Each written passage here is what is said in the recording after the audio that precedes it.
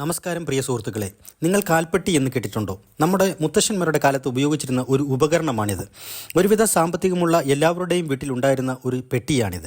ഈ പെട്ടിയുടെ 4 ചുറ്റും ചെമ്പു പട്ടകൾ വെച്ച് മനോഹരമാക്കിയിട്ടുണ്ട്. ഇതിൻ്റെ താക്കോല് ഉപയോഗിക്കുന്ന ഭാഗത്ത് കുരിശ് ആകൃതിയിലാണ് കാണുന്നത്. എന്നാൽ അല്ലാത്ത കാൽപ്പെട്ടിയുമുണ്ട്.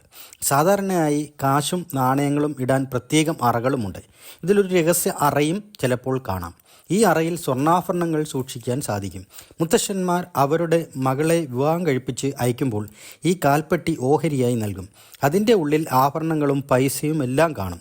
പഴയ തറവാട്ടിൻ്റെ പത്തായത്തിനുള്ളിൽ ഇത് സൂക്ഷിച്ചു വയ്ക്കും. ചിലർ ഇത് അകമുറികളിൽ രഹസ്യമായും സൂക്ഷിക്കും. അത്ര പെട്ടെന്ന് ഇത് കണ്ടെത്തുക എളുപ്പമല്ല. തേക്ക് തടിയും ഈട്ടിത്തടിയുമാണ് ഇത് നിർമ്മിക്കാൻ ഉപയോഗിക്കുക. പല തറവാട്ടിലും ഈ ഈട്ടിയാണ് ഉപയോഗിക്കുന്നത്. കൂട്ടുകുടുംബങ്ങളായിരുന്നല്ലോ പണ്ട്. അന്ന് മിഠായിയും മധുര പലഹാരങ്ങളും വാങ്ങുവാൻ കുട്ടികൾ ഈ കാൽപ്പെട്ടി തുറക്കുമായിരുന്നു. കാരണവന്മാർ അത് കണ്ടെത്തുകയും പൊതിരെ തല്ലി കൊടുക്കുകയും ചെയ്തിരുന്നു. ഇന്നും പല വീട്ടിലും ഇത് സൂക്ഷിക്കുന്നുണ്ട്. എൻ്റെ ഒരു സുഹൃത്താണ് കാൽപ്പെട്ടിയെക്കുറിച്ച് എന്നോട് പറഞ്ഞു തന്നത്. എൻ്റെ ഭവനത്തിലും ഒരു കാൽപ്പെട്ടി ഉണ്ടായിരുന്നു. എന്നാൽ അതൊരു സാധാരണ കാൽപ്പെട്ടി മാത്രമായിരുന്നു.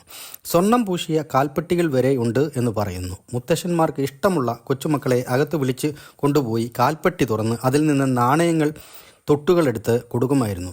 ഞങ്ങൾക്ക് അതൊരു നിധിപേടകം പോലെയാണ് തോന്നിയിരുന്നത്. എന്നാൽ അച്ഛനും അമ്മയ്ക്കുമെല്ലാം മുത്തശ്ശനെ കാണുമ്പോൾ ഭയവും ബഹുമാനവുമാണ്. കുടുംബത്തിലെ ഏത് പ്രശ്നവും നൊടിയിടയിൽ പരിഹരിക്കുവാൻ, തീർപ്പ് കൽപ്പിക്കുവാനും മുത്തശ്ശന്മാർക്ക് കഴിഞ്ഞിരുന്നു.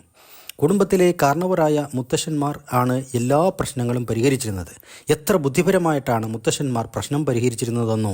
എന്നാൽ കൊച്ചുമക്കളോട് അവർക്ക് അതിരില്ലാത്ത സ്നേഹവും വാത്സല്യവുമാണ്.